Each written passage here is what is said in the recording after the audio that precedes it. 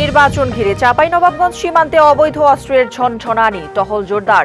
নাশকতার শঙ্কা এড়িয়ে দেয়া যায় না বলছে বিজিবি। রংপুরে এলপি গ্যাসের হাহাকারে চতুর্মুখী সংকট, সরবরাহ নেমেছে চাহিদার 20%। সমন্বয়হীনতা ও বাজার তদারকির অভাবকে দুষছে ক্যাব। দূষণে বিপর্যস্ত সাভারের প্রাণ প্রকৃতি। ইট ভাটায় অভিযান চললেও ব্যবস্থা নেই শিল্প কারখানায়, সব প্রতিষ্ঠানে নজরদারির তাগিদ। এবং সুনামগঞ্জের হাওরের বড় জমিতে নতুন আতঙ্ক, বোতলের ভাঙা কাজ, পর্যটকদের অসচেতনতায় হুমকিতে পরিবেশ, ক্ষতিগ্রস্ত জীবন জীবিকা। সংসদ নির্বাচন সামনে রেখে ভারত থেকে আসা অবৈধ অস্ত্রের ঝনঝনানি বাড়ছে চাঁপাইনবাবগঞ্জ সীমান্ত এলাকায়। বেশ কিছু অস্ত্রের চালানও জব্দ করেছে বিজিবি। তারা বলছে, এই অবৈধ অস্ত্র নিয়ে নাশকতার শঙ্কা এড়িয়ে দেয়া যায় না। যদিও জেলা প্রশাসন জানিয়েছে, সীমান্ত এলাকায় টহল জোরদার রয়েছে। সুষ্ঠু নির্বাচন আয়োজনে প্রস্তুত তারা। উত্তরের সীমান্তবর্তী জেলা চাঁপাইনবাবগঞ্জ। জেলার 130 কিলোমিটার জুড়ে ভারত বাংলাদেশ সীমান্ত এলাকা। এর মধ্যে 40 কিলোমিটার এলাকায় নেই কোনো কাঁটাতারের বেড়া। তাই ভারত থেকে অবৈধভাবে অস্ত্র আনতে এ পথ বেছে নেয় চোরাকারবারীরা। তবে ত্রয়োদশ জাতীয় সংসদ নির্বাচন সামনে রেখে সীমান্তে নজরদারি বাড়িয়েছে বিজিবি। টহল ও চেকপোস্ট বসিয়ে গেল 1 মাসে জব্দ করা হয়েছে 8টি বিদেশি আগ্নেয়াস্ত্র, 13টি ম্যাগাজিন ও 38 রাউন্ড গুলি। স্থানীয়দের দাবি, বিজিবির তৎপরতায় কিছু অস্ত্র উদ্ধার হলেও এখনও দেশে ঢুকছে অবৈধ অস্ত্র। বিভিন্ন বর্ডার দিয়ে প্রচুর পরিমাণে অস্ত্র ঢুকছে। এই অস্ত্রগুলা নির্বাচনের সময়ে ঢোকা, এটা অবশ্যই আমরা যারা সাধারণ ভোটার আছি তাদের জন্য যথেষ্ট আতঙ্কের বিষয়। এই অস্ত্র কতটা ধরা পড়ছে আর কতটা ধরা ছোঁয়ার বাইরে থাকছে, এই অস্ত্র কার বুকের, কার মায়ের বুক খালি হবে, আমরা খুবই উদ্বিগ্ন এবং খুবই চিন্তিত। এটা যারা অবৈধ অস্ত্র ব্যবহার করে বা যারা সন্ত্রাসী তারা এটা ব্যবহার করে, এটা অত্যন্ত উদ্বেগজনক এবং আমরা চাই আইনশৃঙ্খলা রক্ষাকারী বাহিনী এটা কঠোর হস্তে দমন করবে। বিজিবি বলছে, বেশ কিছু অস্ত্রের চালান ঠেকানো গেলেও নাশকতার শঙ্কা কাটেনি। সামনে নির্বাচনকে কেন্দ্র করে আমাদের সীমান্তকে ব্যবহার করে কেউ যেন কোনো অপতৎপরতা না করতে পারে, সেই জন্য আমরা সীমান্তবর্তী আমাদের দায়িত্বপূর্ণ এলাকা বিভিন্ন ধরনের অভিযান দিনরাত আমরা চলমান রেখেছি এবং ভবিষ্যতেও এই ধরনের অভিযান চলমান থাকবে। প্রাথমিকভাবে ধারণা করা যায় যে এগুলো নাশকতার জন্যই মূলত আনা হয়েছে বাংলাদেশে। আদারওয়াইজ এটার অন্য কোনো কাজ নেই নাশকতা ছাড়া। বাংলাদেশকে একটা অস্থিতিকর রাষ্ট্র হিসেবে পরিগণিত করার জন্যই মূলত দুষ্কৃতিকারী এ ধরনের পরিকল্পনা করছে বলে আমরা ধারণা করছি। আমাদের ব্যাটালিয়নের গোয়েন্দা কার্যক্রম, আমাদের রিজিয়নের পক্ষ থেকে যে গোয়েন্দা, বিজিবির যে গোয়েন্দা, সব মিলে একই সাথে আমরা একত্রভাবে কাজ করছি যাতে এই জিনিসগুলো প্রতিরোধ করা যায় বাংলাদেশে। যদিও নির্বাচন সুষ্ঠু করতে আইন শৃঙ্খলা সহ সব ধরনের প্রস্তুতি নেওয়ার কথা জানিয়েছে জেলা প্রশাসক। অলরেডি আমাদের বিজিবি, আমাদের যারা রয়েছেন দায়িত্বে তারা অ্যাক্টিভ আছে। আরেকটা বিষয় হচ্ছে যে আমাদের আইন শৃঙ্খলার যারা আছে তাদের নিয়ে আমরা বসবো, এটা আমাদের এই প্রস্তুতিরই অংশ। ইতিমধ্যে বিভাগীয় পর্যায়ে বসছে, আপনারা জানেন। তো আমরা নির্দেশনা পেয়েছি, একদম শান্তিপূর্ণভাবে একটা ইলেকশনের পথে আমরা আছি। নির্বাচনের পরেও দেশের আইন শৃঙ্খলা পরিস্থিতি নিয়ন্ত্রণে রাখতে সীমান্ত এলাকায় কঠোর নজরদারি অব্যাহত রাখার দাবি স্থানীয়দের। DBC news desk. ভোটে কারচুপি হবে না, দেশ ও মানুষের উন্নয়ন করবেন, নিজে থাকবেন দুর্নীতিমুক্ত, এমন জনপ্রতিনিধি চান রাজশাহীর ভোটাররা। অন্যদিকে বিএনপি, জামায়াত দুই দলের প্রার্থীরাই বলছেন, আওয়ামী লীগ আমলের বিতর্কিত নির্বাচনে দায়িত্ব পালনকারী প্রিজাইডিং অফিসারদের এবার নির্বাচনী দায়িত্ব থেকে বাদ রাখতে হবে। দালানের শহর, অসংখ্য নদী আর বিচিত্র ভূপ্রকৃতি নিয়ে রাজশাহী। গণ অভ্যুত্থান পরবর্তী সংসদ নির্বাচন ঘিরে নানা হিসেব নিকেশে এই অঞ্চলের মানুষ। প্রতীক নয়, প্রার্থীর ব্যক্তিগত ইমেজের উপর গুরুত্ব দিচ্ছেন ভোটাররা। দেশ ও মানুষের উন্নয়নে কাজ করবেন এমন প্রতিনিধি বাছাই করবেন তারা। রাজশাহীর মানুষ ভুল করবে না এবং পরীক্ষিত নেতা যারা তাদেরকেই তারা নির্বাচিত করবেন। খুব চিন্তা ভাবনা করে ভোট দেবো এবার। এই জন্যই দেবো যে আমরা বিগত বছরে যা দেখেছি বা আমরা যা ভুল করেছি তা আমরা এবার ভুল করব না। জামাত করুক আর বিএনপি করুক, আমার এটা দেখে লাভ নাই। উন্নয়ন যে করবে তার দিকে আমরা। অতীতের বিতর্কিত নির্বাচনে যেসব কর্মকর্তা দিনের ভোট রাতে করেছেন তাদের এবার দায়িত্বে রাখা যাবে না দাবি প্রার্থীদের। যারা ভোট কাটিয়ে পর্যন্ত বাক্স ভর্তি করেছে সেই স্কুলের মাস্টাররাই আবার নিয়োগপ্রাপ্ত হয়েছে এবং এই মাস্টারদেরকে দিয়ে যদি ভোট করা হয় তাহলে পুরাতন অভ্যস্ত থাকি যাবে। পরের দিনের ভোট আগে রাত্রে হয়ে গেছে, এবং তুমি আমি টাইমে নির্বাচন হয়েছে। সেজন্য আমরা এই প্র্যাকটিসটা যাদের হয়ে গেছে নির্বাচনের কারচুপি করার, সেই সমস্ত মানুষদেরকে আমরা সন্দেহের চোখে দেখছি। প্রিজাইডিং অফিসার নিয়োগ হচ্ছে, সহকারী প্রিজাইডিং অফিসার নিয়োগ হচ্ছে, এক্ষেত্রে যেন কোনো পক্ষপাতিত্ব না করা হয়। যারা নিরপেক্ষ লোক তাদেরকেই এই দায়িত্ব দিতে হবে। প্রশাসন একটা বড় দলের দিকে ঝুঁকে গেছে। আপনাদেরকে বিনয়ের সাথে বলছি, আপনারা নিরপেক্ষ থাকুন। আমরা চাই যে আপনারা নিরপেক্ষভাবে দেশ পরিচালনা করুন। নির্বাচন সুষ্ঠু ও গ্রহণযোগ্য করতে বিতর্কিতদের বিষয়ে খোঁজ নিচ্ছে প্রশাসন। 14, 18 এবং পরবর্তীতে 24-এ যারা প্রিজাইডিং অফিসার হিসেবে দায়িত্ব পালন করেছে, প্রাথমিকভাবে আমরা যে তালিকাটা পেয়েছিলাম নির্বাচন অফিস থেকে, সেখান থেকে আসলে আমরা তাদেরকে পুরোপুরি বাদ দেওয়ার চিন্তা করেছি। সুষ্ঠু নির্বাচন নিশ্চিত করতে থাকবে কয়েক স্তরের নিরাপত্তা ব্যবস্থা। ইলেকশনে আমাদের কেন্দ্রভিত্তিক থাকবে, মোবাইল স্ট্রাইকিং এবং রিজার্ভ থাকবে, এবং অন্যান্য বাহিনী যারা আছে তাদের সহায়তায় আমরা একটি সুন্দর এবং সুষ্ঠু পরিবেশে, নিরপেক্ষ একটা পরিবেশে নির্বাচন যাতে সংগঠিত হয় সেজন্য আমরা কাজ করে যাচ্ছি। রাজশাহীর 6টি আসনে ভোটার 19,47,577 জন। নারী ও তরুণ ভোটার অর্ধেকের বেশি হয়, জয় পরাজয়ে থাকবে তাদের বড় ভূমিকা। Sourav Habib, TBC news, Rajshahi. প্রায় 23 বছর পর আগামী 24শে জানুয়ারি কুমিল্লা সফরে যাবেন বিএনপি চেয়ারম্যান তারেক রহমান। এতে স্থানীয় নেতাকর্মীদের মাঝে দেখা দিয়েছে উৎসাহ উদ্দীপনা। 24শে জানুয়ারি দলের চেয়ারম্যান তারেক রহমানের চট্টগ্রাম বিভাগ সফরের সময়সূচি রয়েছে। তারই ধারাবাহিকতায় পথে তিনি কুমিল্লা সফর করবেন।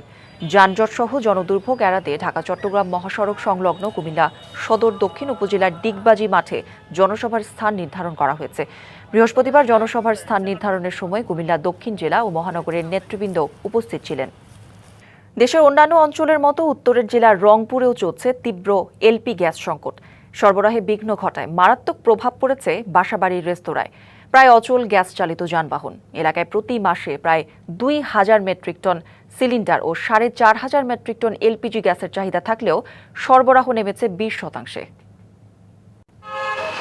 প্রদর্শিত মূল্য তালিকায় 12 লিটারের গ্যাস সিলিন্ডারের মূল্য 1400 টাকা হলেও বাস্তবে মিলছে না 2000-এও। এমন পরিস্থিতি রংপুরের বেশিরভাগ জায়গাতেই। গ্যাস সিলিন্ডার যেন সোনার হরিণ। সরবরাহ সংকটে মারাত্মক প্রভাব পড়েছে বাসা বাড়ি রেস্তোরাঁয়।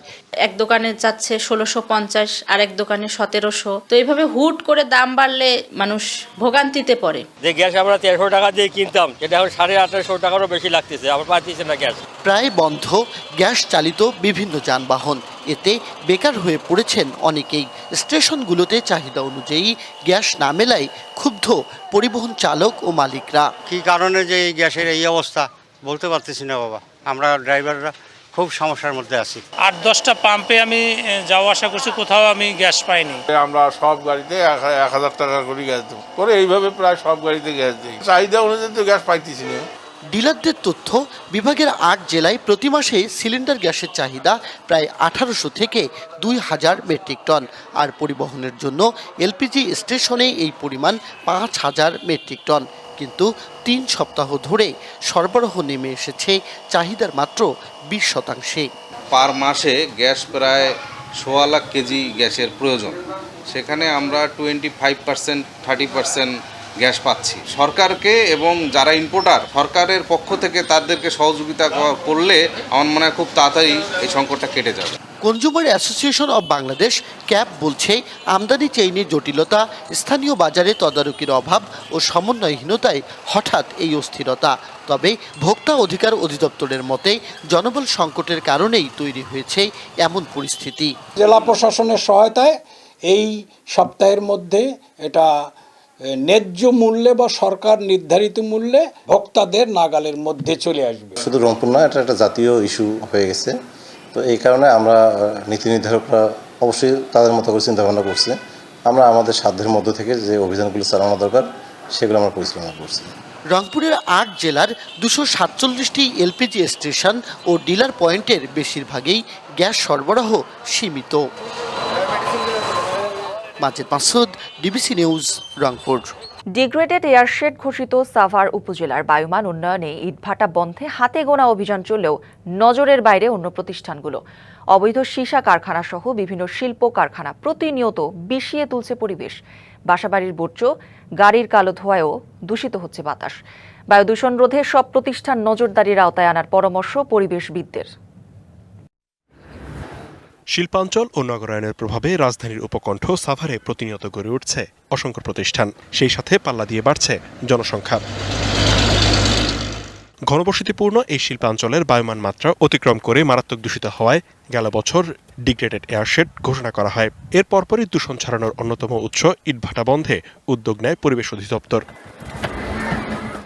তবে দূষণ ছড়ানো অন্য প্রতিষ্ঠানগুলোর দিকে খুব একটা নজর নেই প্রশাসনের। সাভারের গ্রামাঞ্চলে গড়ে উঠেছে অন্তত 20টি অবৈধ সীসা কারখানা। এসব কারখানা থেকে নির্গত ক্ষতিকর ও বিষাক্ত রাসায়নিক পদার্থ পরিবেশ ও জনস্বাস্থ্যে বিরূপ প্রভাব ফেলছে।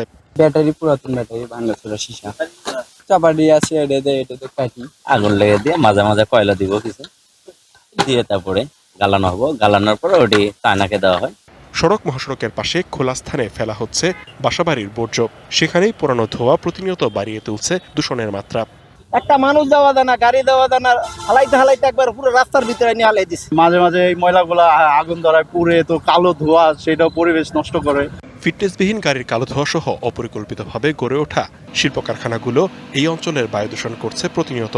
তাদের গাড়ি থেকে যে সমস্ত কালো ধোঁয়া বের হয় এবং রাস্তার যেই ধুলাবালি, এগুলোতে সাধারণ মানুষের অনেক দুর্ভোগ। ইন্ডাস্ট্রির সাথে আমাদের বিরোধ নাই, ইন্ডাস্ট্রি দিয়ে আমাদের পুরো রাষ্ট্রের ইকোনমি চলে, কিন্তু এটা রেগুলেশনের মধ্যে আনা দরকার। এবং অদ্ভুতভাবে পরিবেশ অধিদপ্তর আসলে এখানে খুব বেশি গুরুত্বপূর্ণ ভূমিকা পালন করতে পারছে না। বায়ুমান উন্নয়নে সব প্রতিষ্ঠান নজরদারির আওতায় আনার পরামর্শ পরিবেশবিদদের। আমি মনে করি টাস্ক ফোর্স গঠন করে ডিওইর গাইডলাইন অনুযায়ী কারা এই আইনগুলি ব্যত্যয় করে কার্যক্রম পরিচালনা করছে তাদের ব্যাপারে ব্যবস্থা নেওয়া। পর্যায়ক্রমে দূষণ ছড়ানো সব প্রতিষ্ঠানের বিরুদ্ধে ব্যবস্থা নেওয়ার আশ্বাস প্রশাসনের। ইটভাটাকে টার্গেট করে শুরু করেছি অভিযান। অন্যান্য বায়ু দূষণকারী প্রতিষ্ঠানকেও সতর্ক করা হচ্ছে। আমাদের এই অভিযান অব্যাহত থাকবে। সাভার এলাকায় কোনো ইটভাটা থাকবে না, কোনো বায়ু দূষণকারী প্রতিষ্ঠান থাকবে না। সচেতন নাগরিকরা বলছেন, পরিবেশ ও জনস্বাস্থ্য সুরক্ষায় ডিগ্রেডেড এয়ারশেড বাস্তবায়নের পাশাপাশি প্রয়োজন জনসচেতনতা বৃদ্ধির।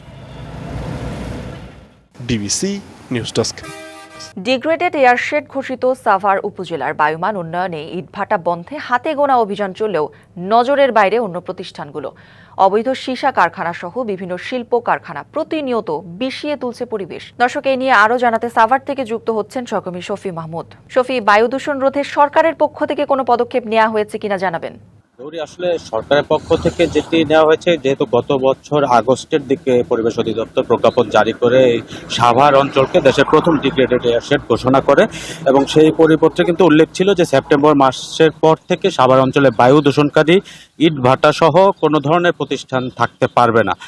তবে আমরা দেখতে পেয়েছি যে ইট ভাটার বিরুদ্ধে মাসে অন্তত 2টি করে অভিযান পরিচালনা করা হলেও আসলে অন্য যে প্রতিষ্ঠানগুলো রয়েছে সেগুলির দিকে খুব একটা নজর দেওয়ার দৃশ্য আমরা কিন্তু দেখতে পাইনি। আমি এই মুহূর্তে রয়েছি সাভারের এবং গাজীপুরের সীমান্তবর্তী আশুলিয়ার চক্রবর্তী এলাকায়। এখানে যদি দেখতে পাচ্ছেন যে এই যে বিশাল ময়লার স্তূপটি, এইখানে কিন্তু একটি ভাগাড় তৈরি করা হয়েছে যেখানে ময়লাগুলি আসে গাজীপুর সিটি কর্পোরেশন থেকে, এবং আরও একটি ময়লার ভাগাড় রয়েছে, ডাম্পিং ইয়ার্ড রয়েছে আমিন বাজারে সাভারে, যেটিতে ময়লা আসে শুধুমাত্র ঢাকার ডিএনসিসি থেকে।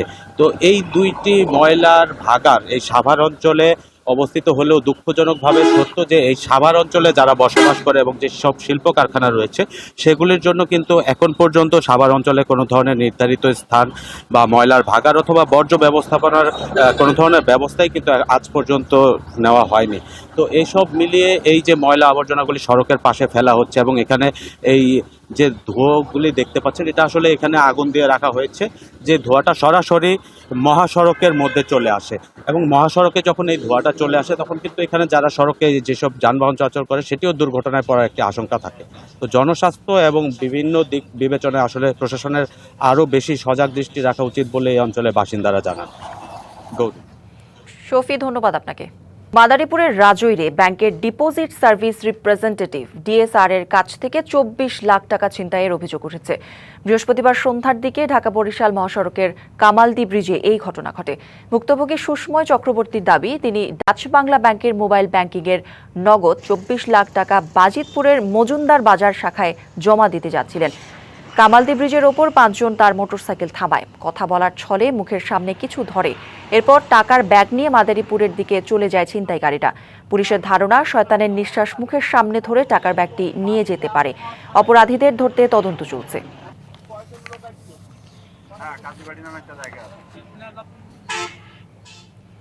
ঢাকা টাঙ্গাইল মহাসড়কে চলন্ত বাসে কলেজ শিক্ষার্থীকে সংঘবদ্ধ ধর্ষণের ঘটনায় বাস চালক হেলপার সহ 4 জনকে আসামি করে মামলা দায়ের করা হয়েছে।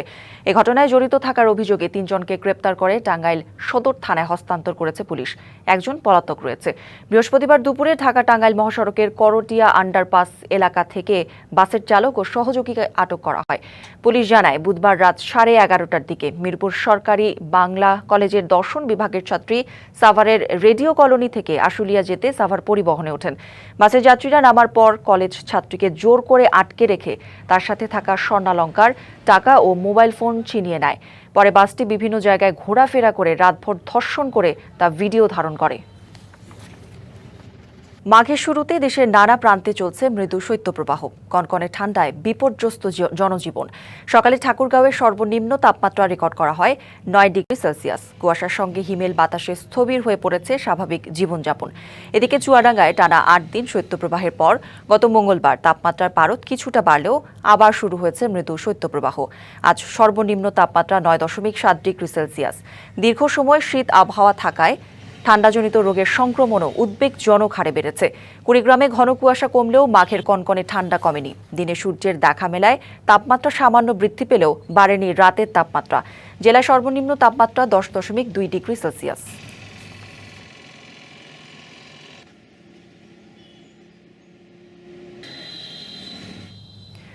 চুয়াডাঙ্গায় দীর্ঘ সময় ধরে শীতল আবহাওয়ার কারণে বাড়ছে ঠান্ডাজনিত রোগ। বেশি আক্রান্ত হচ্ছেন শিশু ও বয়স্করা। এ বিষয়ে আরও জানাতে যুক্ত হচ্ছেন সহকর্মী কামরুজ্জামান সেলিম। সেলিম, আমরা যেমনটা জানাচ্ছিলাম যে ঠান্ডাজনিত রোগের উদ্বেগজনক হারে বাড়ছে, হাসপাতালগুলোতে চিকিৎসা সেবার কি অবস্থা জানাবেন?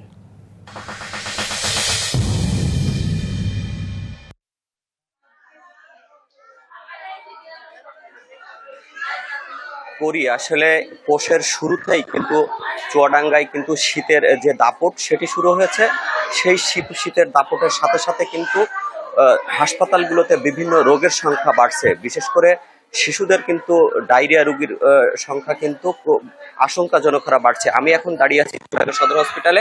এই সদর হসপিটালে এই মুহূর্তে 75 জন রোগী ভর্তি রয়েছে, যেখানে সরকারিভাবে বেড সংখ্যা খুবই কম, অর্থাৎ 5 জন এই ডায়রিয়া ওয়ার্ডে সরকারিভাবে বরাদ্দ, কিন্তু এর বিপরীতে রোগী ভর্তি রয়েছে 75 জন। আপনি বুঝতে পাচ্ছেন কি ধরনের ডায়রিয়া রোগী বাড়ছে। আমরা হাসপাতাল সূত্রে যেটি জেনেছি, এই হাসপাতালে এই যে ওয়ার্ডটি রয়েছে এই ওয়ার্ডে কিন্তু 2 জন নার্স কিন্তু ডিউটিতে রয়েছে। এই 2 জন নার্সের এবং একজন চিকিৎসক দিয়ে কিন্তু এই পুরো চিকিৎসা সেবাটা দেওয়া কিন্তু অসম্ভব হয়ে পড়েছে। করে আপনি জানেন যে চুয়াডাঙ্গা কিন্তু শীতের সময় শীত, গরমের সময় কিন্তু প্রচণ্ড গরম। এই তীব্র শীতে কিন্তু এই চুয়াডাঙ্গার মানুষের, শীতার্থ মানুষের জন্য শীতবস্ত্র যে পরিমাণে আসার কথা সে ধরনের শীতবস্ত্র আসছে না। এ কারণে কিন্তু ছিন্নমূল অসহায় মানুষ যারা রয়েছে তারা কিন্তু ভোগান্তিতে পড়েছে। পাশাপাশি কিন্তু আমরা খেটে খাওয়া দিনগুচুর মানুষ যাদের দেখেছি তারা কিন্তু অর্ধাহারে অনাহারে দিন কাটছে, কারণ তারা এই প্রচণ্ড শীতে কাজে যেতে পারছে না। আর কাজে যেতে না পারার কারণে তাদের কিন্তু জীবন জীবিকার উপরে বেশ প্রভাব পড়েছে। আমরা আবহাওয়া অফিসের সাথে কথা বলেছি। আবহাওয়া অফিসের পক্ষ থেকে আমাদেরকে যেমনটি জানানো হয়েছে, পৌষের একদম শেষ পর্যন্ত কিন্তু শীতের যে দাপট সেটি অব্যাহত থাকবে এবং এই যে শীত সেটা কিন্তু আসলে আরো 3 থেকে 4 দিন এই ধরনের তাপমাত্রা কিন্তু অব্যাহত থাকবে। তো করি এই ছিল চুয়াডাঙ্গা সদর হাসপাতাল থেকে ডায়রিয়ার প্রকোপ সম্পর্কে সর্বশেষ। সেলিম, ধন্যবাদ আপনাকে। সুনামগঞ্জে সৌন্দর্যের অপার জলাভূমি হাওড় আক্রান্ত হচ্ছে পর্যটকদের অসচেতনতায়। ভরা বর্ষায় ভ্রমণে গিয়ে নৌকা থেকে পানিতে ফেলছেন কাঁচ ও প্লাস্টিকের বোতল। পানি সরে গেলে চাষের জন্য জমি প্রস্তুত করতে গিয়ে বিপদে পড়ছেন কৃষক। ঘটছে দুর্ঘটনাও। বিষয়টি নিয়ে সজাগ প্রশাসন। বর্ষার সময় হাওরের পানিতে বোতল সহ নানা সামগ্রী ফেলে দেন পর্যটকরা। পানি শুকানোর পর সেই বোতল বেরিয়ে আসছে কাদার ভেতর থেকে। এই আবর্জনা দিয়ে বিপাকে কৃষকরা।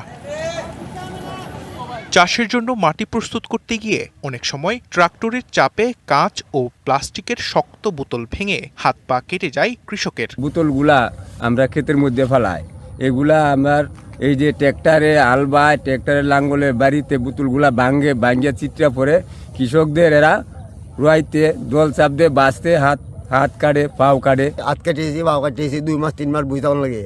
তা আমরা কৃষকের গৃহস্থ করবো কি পায়? বোতল, প্লাস্টিক, পরে কাগজ, পলিথিন তারা তো জানো না।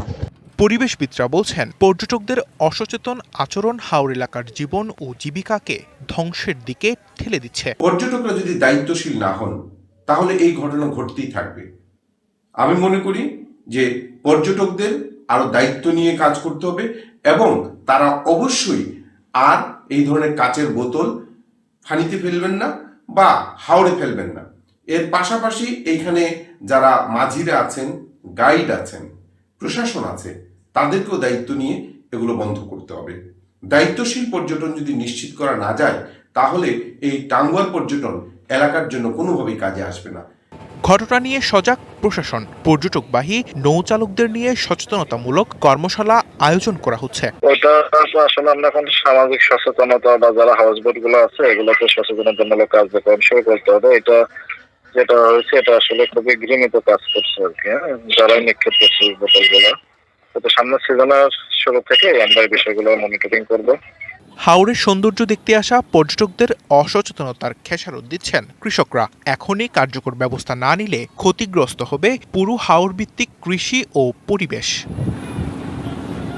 DBC news desk. রাজশাহী বিশ্ববিদ্যালয়ের 2025-26 শিক্ষাবর্ষের স্নাতক প্রথম বর্ষের ভর্তি পরীক্ষা আজ বেলা 11টায় শুরু হয়ে পরীক্ষা চলবে দুপুর 12টা পর্যন্ত। 10:30টায় খুলে দেওয়া হবে পরীক্ষার কেন্দ্র। এবার প্রতি আসনের বিপরীতে লড়বেন 67 জন। পরীক্ষার্থীদের সহায়তায় ক্যাম্পাসে স্থাপন করা হয়েছে 10টি হেল্প ডেস্ক। এছাড়া যানবাহন নিয়ন্ত্রণে সকাল 9:30টার পর ক্যাম্পাসের প্রধান সড়কগুলোতে সাধারণ যানবাহন চলাচল বন্ধ। এদিকে দ্বিতীয়বারের মতো রাজশাহী বিশ্ববিদ্যালয় ছাড়াও ঢাকা, চট্টগ্রাম, খুলনা, বরিশাল ও রংপুর 5টি আঞ্চলিক কেন্দ্রে একযোগে পরীক্ষা নেওয়া হবে। পরীক্ষায় যে কোনো জালিয়াতি ঠেকাতে বিশ্ববিদ্যালয় প্রশাসনের পাশাপাশি আইনশৃঙ্খলা বাহিনী নিয়েছে বিশেষ নিরাপত্তা ব্যবস্থা। কিছুক্ষণ পরেই শুরু হবে রাজশাহী বিশ্ববিদ্যালয়ের 2025-26 শিক্ষাবর্ষের স্নাতক পর্যায়ে ভর্তি পরীক্ষা। এ নিয়ে আরও জানাতে আমাদের সাথে যুক্ত হচ্ছেন সহকর্মী মীর কাদির। পরীক্ষার সার্বিক পরিবেশ এবং নিরাপত্তা পরিস্থিতি কেমন দেখছেন জানাবেন।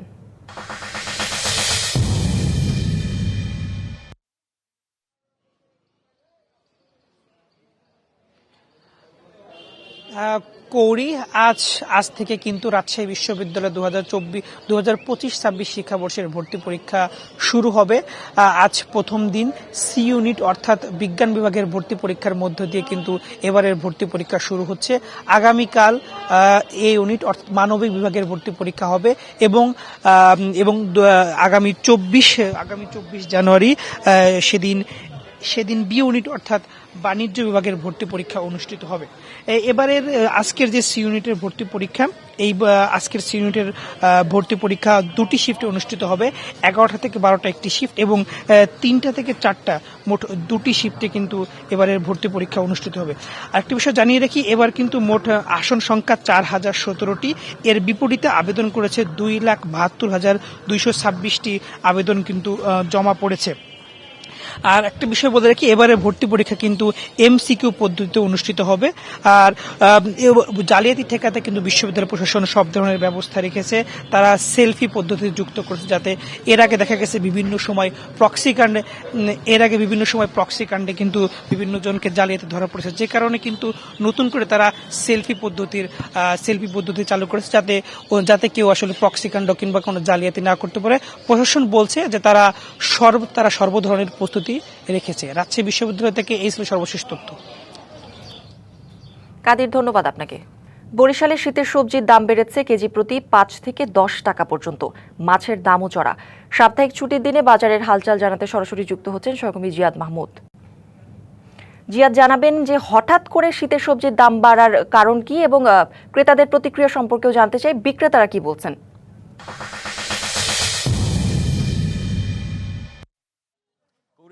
শীতের এই সময়ে যারা ক্রেতা রয়েছেন, যারা বাজারে আসছেন, তারা বলছেন যে আগের দিনে ছুটির দিনের সময় তারা যখন বাজার করতে আসেন ব্যাগ ভর্তি বাজার করে তারা ফিরতেন। তবে আমরা দেখেছি যে এই বাজারে সবজি কিংবা মাছের দাম চড়া রয়েছে। সবজির দামের ক্ষেত্রে যদি ধরা হয় যে বিগত 15 দিনের তুলনায় সবজির দাম প্রায় দ্বিগুণ, এবং গত সপ্তাহ থেকে 5 থেকে 10 টাকা সবজির কেজি প্রতি বেড়েছে। এবং আপনাকে যদি একটু দেখাই এই বাজারে যেসব সবজি উঠছে তার মধ্যে ফুলকপি বিক্রি করা হচ্ছে 50 টাকা এবং পাতাকপি বিক্রি করা হচ্ছে 30 টাকা দরে। পাশাপাশি এখানে শিম বিক্রি করা হচ্ছে 40 টাকা এবং কাঁচামরিচের দামও কিন্তু বেড়েছে। কাঁচামরিচ কিংবা অন্য ক্ষেত্রেও যদি তাকাই তাহলে দেখা যায় যে অন্যান্য সবজির দামও চড়া রয়েছে। যেমন কাঁচামরিচ বিক্রি করা হচ্ছে 140 টাকায়, গাজর 40 টাকা শুধুমাত্র। মিষ্টি কুমড়ার দামও কিন্তু কিছুটা কম রয়েছে, 30 থেকে 40 টাকার মধ্যে পাওয়া যাচ্ছে। শসা পাওয়া যাচ্ছে 80 টাকা কেজি দরে। এবং শিম যেটি বলছিলাম যে আগের সপ্তাহে আমরা দেখেছিলাম যে 35 টাকা থেকে 40 টাকার মধ্যে বিক্রি করা হচ্ছে, এখন বিক্রি করা হচ্ছে 40 থেকে 45 টাকা দরে। এদিকে যদি আপনাকে জানাই যে মাছের দামের ক্ষেত্রেও কিন্তু বাজার চড়া রয়েছে। মাছের ক্ষেত্রে আমরা দেখেছি তপসে মাছ বিক্রি করা হচ্ছে 800 টাকা, পোয়া মাছ 400 টাকা, বোয়াল মাছের কেজি বিক্রি করা হচ্ছে 800 টাকা। শিং কিংবা চিংড়ি মাছ সেগুলো 700 থেকে 800 টাকার মধ্যে পাওয়া যাচ্ছে। এবং কার্প জাতীয় যে মাছগুলো রয়েছে 400 থেকে 450 টাকা কেজি দরে পাওয়া যাচ্ছে। পাবদা 300 এবং কোরাল মাছের ক্ষেত্রে আমরা দেখেছি যে 700 থেকে 1000 টাকা পর্যন্ত আকৃতি ভেদে বিক্রি করা হচ্ছে। এদিকে কিছুটা স্থিতিশীল রয়েছে, মানে দাম অপরিবর্তিত রয়েছে। মাংসের বাজারের ব্রয়লার বিক্রি করা হচ্ছে 165 টাকা, লেয়ার 275 টাকা এবং সোনালী মুরগি বিক্রি করা হচ্ছে 270 টাকা। আর গরুর মাংসের কথা যদি বলি, ষাঁড় গরু বিক্রি করা হচ্ছে 750 টাকা, তবে এখানে গাই গরু বিক্রি করা হচ্ছে 700 টাকা। অন্যদিকে খাসির মাংস বিক্রি করা হচ্ছে 1000 টাকা। জিয়াদ, ধন্যবাদ আপনাকে।